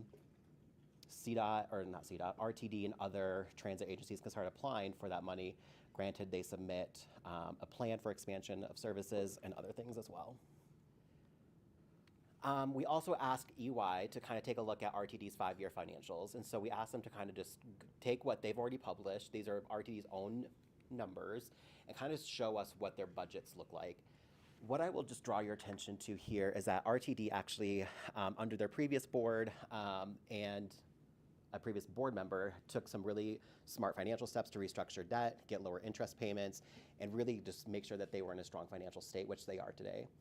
We see that they have 4 reserves here, and so they have, interesting that my numbers are gone, the budgets or the reserves at the very bottom really fluctuates between about $880 million to about $1 billion a year in reserves. However, with RTD making improvements to their system, they're deploying some of this money to just operate or make capital expenditures to improve their system across the network. And so that's kind of what you see here. But Fast Tracks, FISA, you see, kind of does increase to $260 million by the year 2029, which also is not here on this slide, so sorry about that. This is just showing that RTD actually is in a pretty good financial state considering their service today. This also does not take into account that they will be receiving 230 funds. Why would you account for funds that you can't really see quite yet? So we know that there's money here in their 5-year financial forecast, but again, this is really up to the board to make this decision, but we see that they are in a good financial shape. The other thing here too is we just kind of break out for you what the money could be used for. And so right here you see capital and then O&M right there, and kind of just showing you where the revenues could be used. And so we have 184, 230 being used for really capital and O&M for some of these. And then we also have external financing, Farebox, and RTD's contribution being used across the board here. So really just kind of just shows you of the revenue sources where they would go and be deployed. Again, this is just showing you all for here what the costs would be and the revenue in 2029 and 2050. Again, I would just point your attention to 2029 and kind of take your attention off of 2050 because, again, FRPR could go to the ballot, be successful, and this cost wouldn't be what you're seeing here on the screen later on. In revenue on 2029, what you see is that we're going to bring in about $42 million from the state that could be allocated for the total cost, leaving about $41 million in a gap. So this is the gap financial analysis that we asked EY to do for us. And so really that $41 million is kind of the starting point of what we could ask RTD to contribute to this service. Of course, $41 million does not mean cold, hard cash. This could be accessed in and out of Denver Union Station with DTO, so the B line. This could come in multiple forms of an in-kind, what that $41 million looks like. But the board really just got this presentation 3 weeks ago. And so we are nowhere close to being close to a decision. We have months of work to do with the board and kind of bring them up to speed and go through their committees to make sure that they understand these numbers and have the opportunity to ask our consultants more about this here, but just showing you what the gap would be from RTD. The other thing too is that if the gap is only $41 million, this is even lower than the peak service that they proposed last fall. So it's a really, I would say, a great deal for RTD at this juncture if they choose to serve or choose to be a participant in this study with us. The big thing here, just your key takeaways, and then I can go into a lot of Q&A, is that 3 round trips is $83 million, and the gap is 41 for RTD to contribute to, which is far less than their peak service, where they projected $52 to $56 million for their 3 southbound, 3 northbound trains. We're studying 3 round trips, bidirectional, 7 days a week. And so this is a good deal in our eyes of what RTD could get off the hook for and contribute the service to. All of the infrastructure investments for joint service, should this proceed, would also just benefit FRPR down the road, which means that they have more money in the future to actually deliver on service rather than making capital improvements, since for the northern half, which is by statute what they need to start with in their enabling legislation, and really deploy that in other places. So this really does benefit FRPR in the future as well. And I know Chair Nevitt is also here tonight too, as well. This is just the starting point. I think a lot of folks, what we've learned in the past 3 weeks, getting the stakeholdering out there, is that a lot of people are asking very good questions, but the study really in 184 told us to look at 3 and 5 daily round trips. What are the costs? What would this even look like? In this next phase, we're gonna look at ridership. We're gonna look at Farebox. We're gonna look at what this would cost a user in the region, break out these costs between RTD's district and Larimer, and make sure that everyone has the correct amount of information. But for this initial phase, we were tasked with a pretty limited scope of our study, so there's more to be coming down the pike. With that, I will stop. I will take questions from folks. I know there's probably a lot. And then also just need a caveat, I am not an engineer, So please, I will lean on others in the room probably, or I wish one of my colleagues was here tonight, but happy to answer as many questions as possible. Well, no, we are in a situation where we have a fighting chance of this meeting finishing at 8:15, which is when we said, okay? So that's the hard stop, okay? All right, go for it. Let's start. Do you want to run around and, you keep that. What conversations have you had with local, like cities and stuff in terms of funding? Because I know that I bet there's some cities, probably like Boulder, that would be willing to put a little bit of money up to help get service running sooner. Yeah. We've started talking to mayors first, we've already spoken with Broomfield, Boulder, Longmont, a couple others are on our list to chat with as well. But after the report, I think what you'll hear from those folks is they will quite literally tell us, we've been paying into this. Why would you ask us for a local match? And that's just what they will tell us. I don't have a good answer for you right now. That's what they will come to us and say. So that's kind of the politics that we're navigating on a local match conversation. Will those future RTD taxes go towards your revenue, your income? I'm sorry? The future RTD taxes that they're going to continue paying, will they go into your? They could. This is just one project of many though, right? So fast tracks, I think there's 3, well, they have the N line, the B line, you have a nub going through central Denver, the A, to connect it, I think, and then one in south. I'm thinking of the West, Broomfield and Westminster taxes should be coming towards this line. It's kind of one big pot. It's one big pot, yeah. Remember at fast tracks. It's one big pot. So for example, Broomfield's money doesn't just serve Broomfield, it serves the entire system. There's the base system, and then there's the fast tracks as well. So they operate, RTD has like a 1 cent sales tax, I think. And so that money isn't just Broomfield, it kind of goes into the entire thing. But they've also been tracking, there's a huge spreadsheet, I don't know where Karen Banker is, where localities are tracking how much money they have spent on this project and how much they've contributed to fast tracks. That's what I would say there. I think the other point as well is Flatiron Flyer, which was a bunch of, the shiny bus service, which we all love. There was the infrastructure upgrades, the bus lanes. Is a fast tracks project. So Broomfield, money is already being spent on Broomfield. Yeah. To operate, those buses. So that's all coming out of the fast tracks budget. So the argument that these communities are getting absolutely nothing is not true. Although they're perfectly entitled to say we'd like a train. Right. They are that. That's true. Longmont does not have any fast track services right now, but pays the fast tracks tax. Yep. Correct. They, Mayor Peck. Can go Yeah. on a long conversation. Yeah. Yeah, we could talk. I live in Longmont. I do too. I'll be in Longmont tomorrow morning if you want to. Yeah. No, Mayor Peck would tell me we only have 1 bus service a day. Why are we getting only 1 here? Local buses stop at like Correct. 8. Yeah. We like had that problem of we tried to take transit at the Longmont and we were like, I don't know if we can get back. Yeah. My plan to get home is to walk 1.5 miles. Yeah. Wow. I see there are board member questions. I'll get to you all. I want to get other membership first. Yeah, back here. What about transport? Because they are not RTD, not fast tracks, and they would be benefiting. So I guess why is RTD contributing, but transport isn't? Yeah. So in 184, we did make an amendment to RTD statute to say, should there be any construction outside the district boundaries, they would be fully compensated by another public body. Now, if I'm sitting as an RTD board member, I see that saying, okay, potentially there's an option here on the table to extend beyond our boundaries. I would say right now the priority is within RTD's boundaries, and then kind of look later to see what those costs are from Longmont north to Fort Collins. So I wouldn't say that Fort Collins and Larimer counties paying into something that would benefit them, that they would get service from. That's later on down the road. Does that answer your question?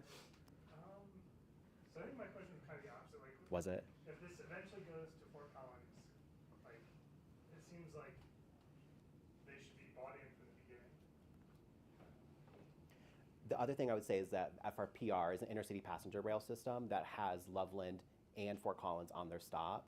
And so if we can initiate joint service, it keeps those stops there, keeps the classification as intercity passenger rail, And what we're trying to do is just add 3 stops in RTD's system, Westminster, Broomfield, and Louisville, to kind of solve for FRPR, not skipping over them, but not including them because they are inner city, whereas we're trying to do a hybrid between inner city and commuter.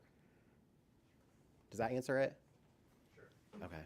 We do have a GDT question from abroad, outside of the state.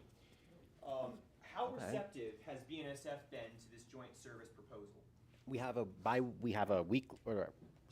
check-in with BNSF quite frequently. We run all of our proposals by them because they are the host railroad, Denver North. They are bought in. They want to see this succeed. The starting point numbers here are just the starting point. These numbers need to be verified with BNSF once we kind of start an access agreement negotiation with them. But they are in the know of what we're doing. So we have a good relationship, I would say, with BNSF and Union Pacific too. Would there be, in addition to peak service, would there still be service, would there be any service for big events downtown in Denver or elsewhere along the line? Potentially. I wouldn't say like anything definitive at this point. If we started 3 round trips to begin with, we're going to get the 5 round trip data and release that to the public as well. We kind of have an idea of how much it would be. But the way that the joint service is set up is that if we did go from 3 to 5, the 5-car consist that we have could easily be expanded to do a 5 round trip and make it easier for high demand events like that. So with this new financial analysis, what timeline does this provide for rail between Boulder and Denver? The timeline? Yeah. We're aiming for January 1st of 2029 to start. And so that's very fast in rail world, but you've got an excellent team at trying to make this happen. So we're gonna try our best to meet it. And you also have an administration and a governor who's also very invested in providing more transit options to all Coloradans as well. So as long as we're gonna close out this term with our foot on the gas to make sure that this happens, or try our best. And really quick, just for anyone who's watching the YouTube live cast, if you ask a question in the chat, we are monitoring it. So if you have a question, we will make sure that you get an answer. Did I see one more question? Sure. In terms of applying pressure on potential gubernatorial candidates, what would your recommendations be in terms of making sure that we get an equal or even greater level of foot on the gas moving forward? That's a great question. Host a forum. Get all of your candidates, R's and D's, to do a forum with you all and see where they stand on these issues is what I would say. Transportation is a really big inflationary pressure on Coloradans. When you look at the inflationary index, transportation is one of the biggest buckets in there.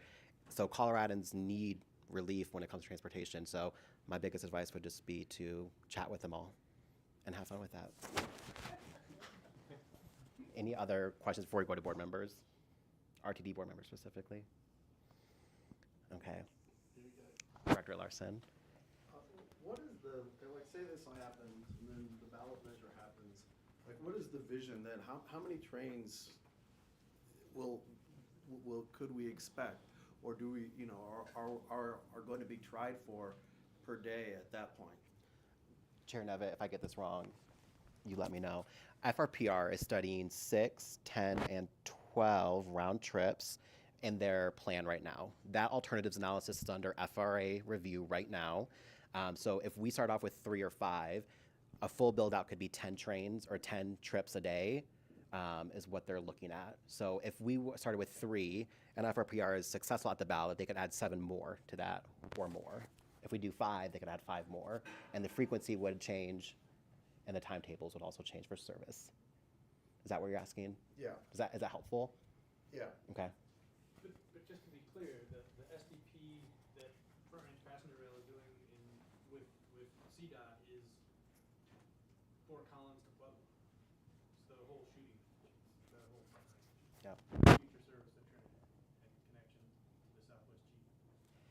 And I might just add too to the question here is that if RTD's board and leadership does opt into this kind of joint service, this instills a level of trust into RTD, into the state to say government can actually do big infrastructure projects and instill trust. One of the biggest things that we have seen so far is that front range passenger rail would benefit greatly if trust could be instilled into RTD and into the transit system first before they ask for a sales tax increase to fund the full build out. And so this really tries to solve for RTD, this tries to solve for FRPR, and also to show Coloradans that we can do big things here and we can do things on our own timeline and in our way.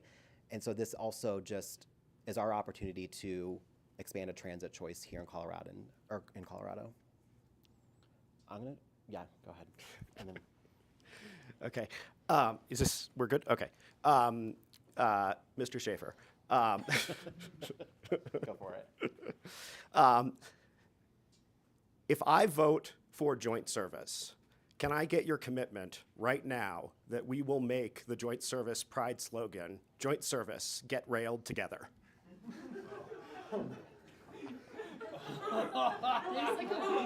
I'm not. Bill's in there too. Like you need to mumble something about community engagement. I'll get back to you. I'll get back to you. There's a question back here too. We also have a question from chat after our person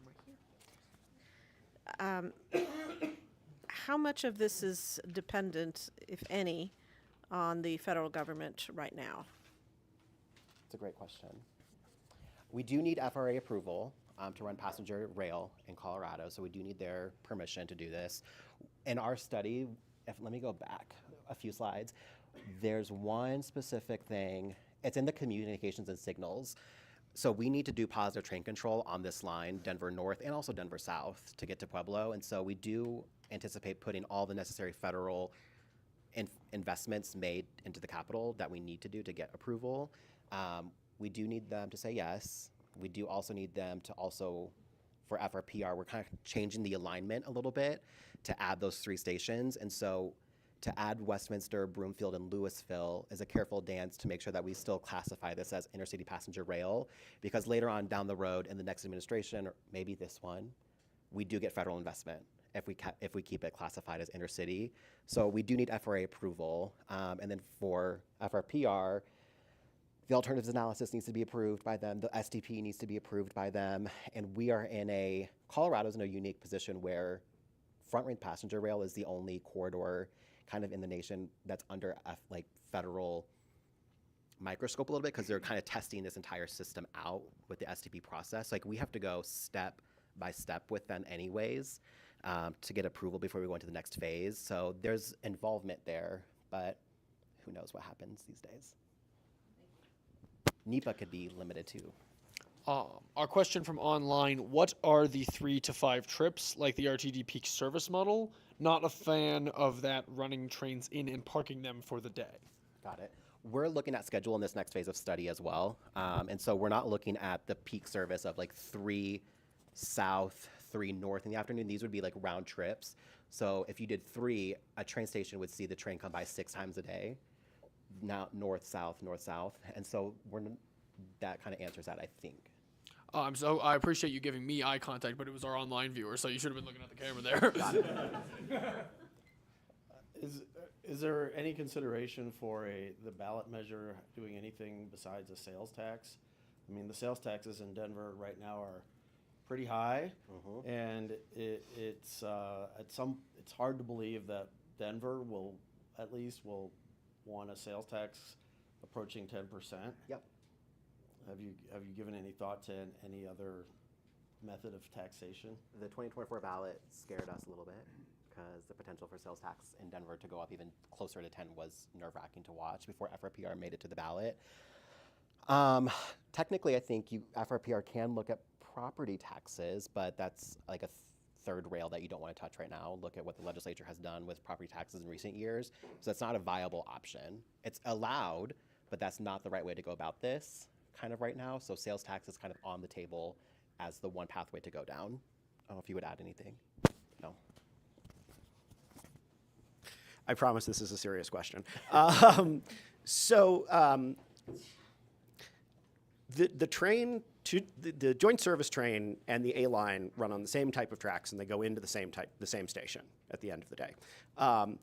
And having had conversations with Mr. Bamberg here and some other folks, why wasn't service that stopped at Union Station and then went on to the airport part of this proposal? It strikes me that if you're coming from Longmont, the last thing you want to have to do is change trains in Denver to then go to DEN.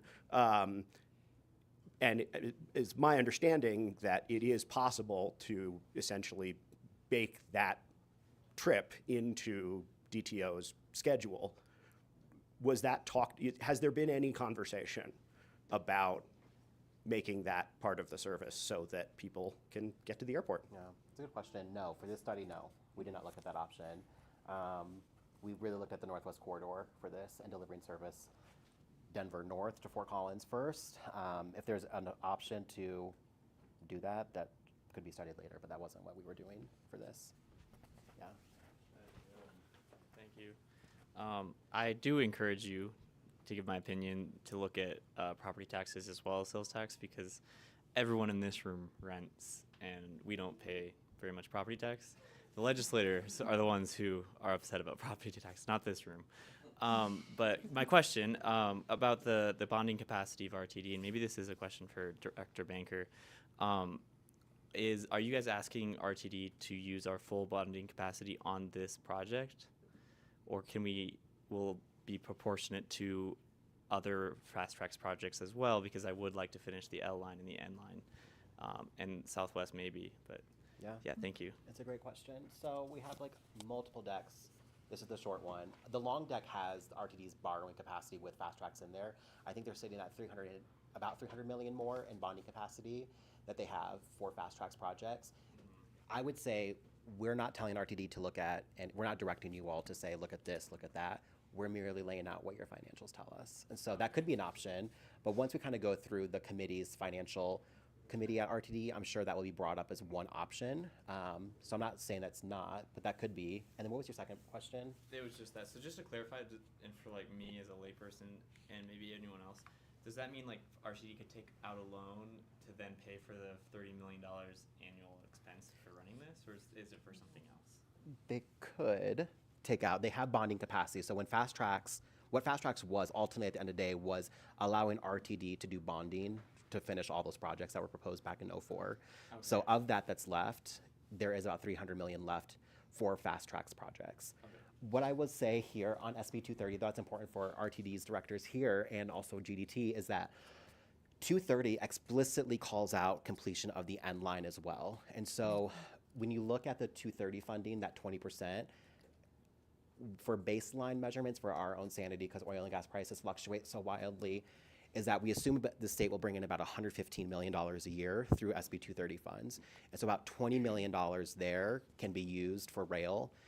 We kind of split the baby there, say 10 for joint service, 10 for the end line alone. Oh, wow.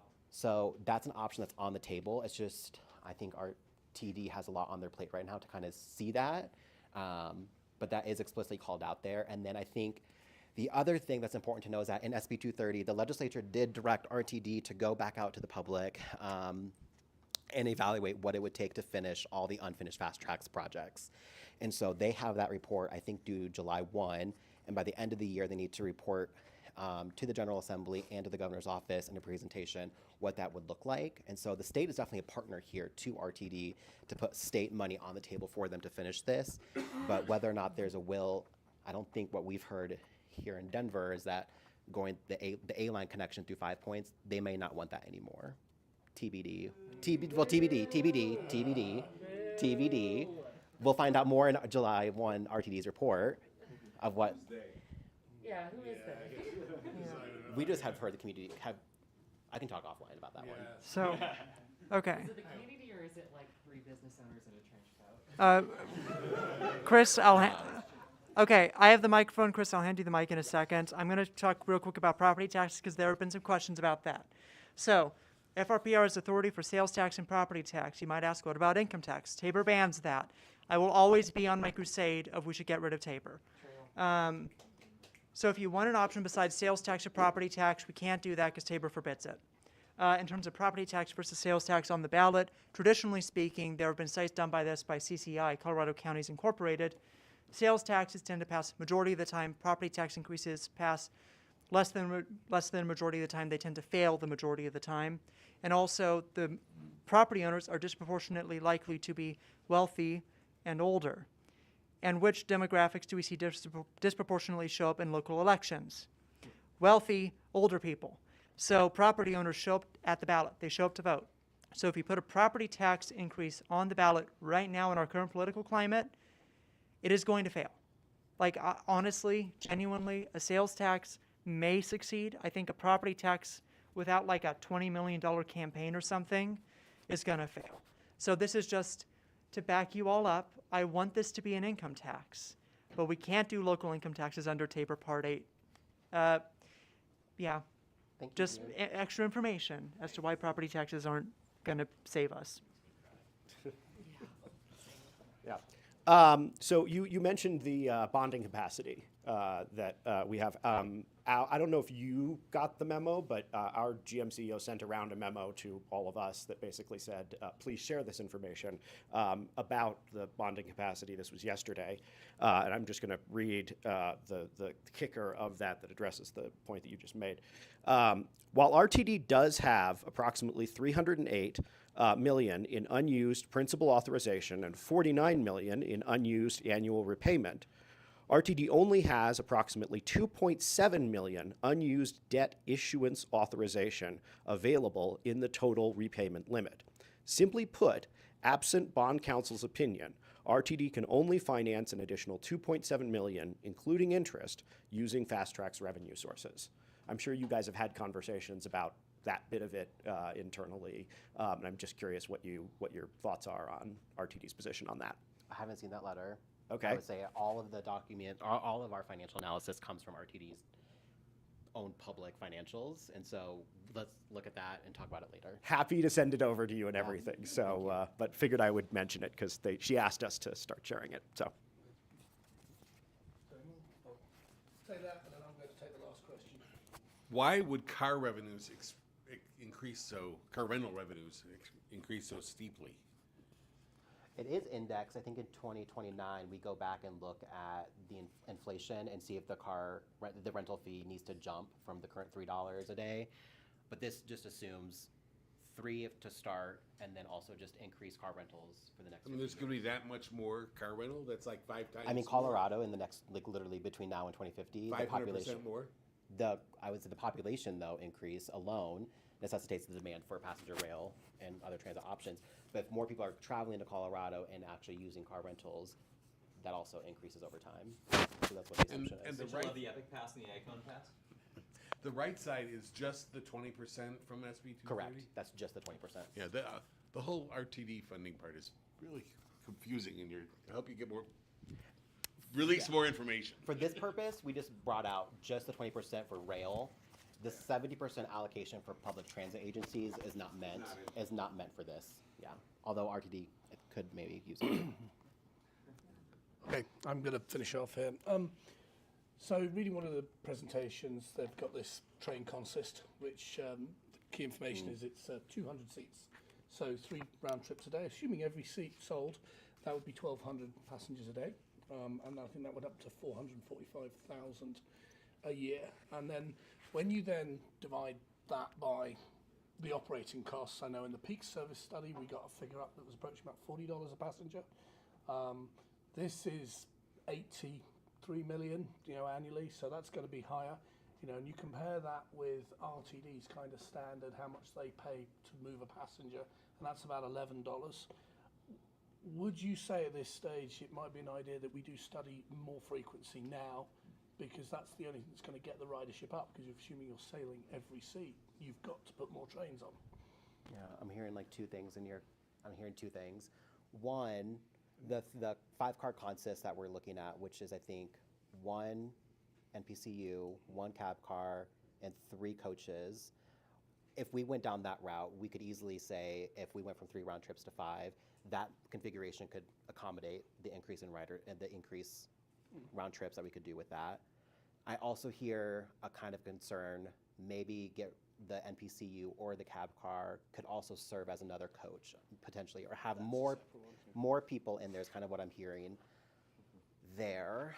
I mean, the question really is was like subsidized. without getting into train consist, I was more Yeah. saying that higher frequency, more trains is more seats, whether it's Yep. the same train coming Yep. around again. Is that worth studying?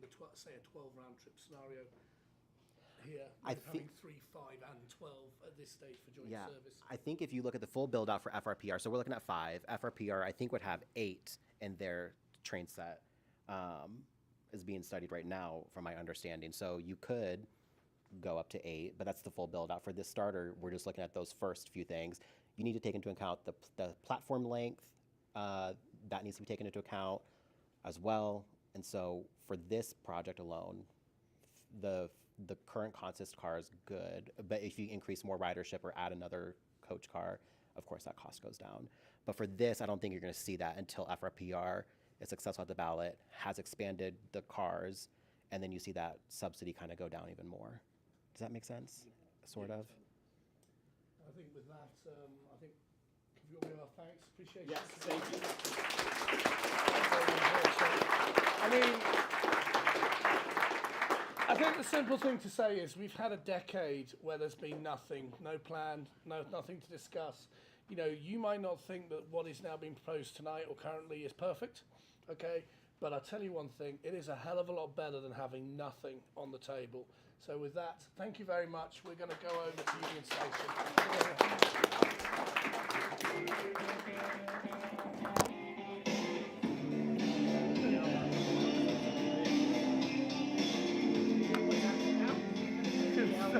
Nice work.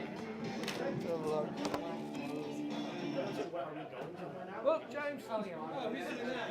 Oh, my God.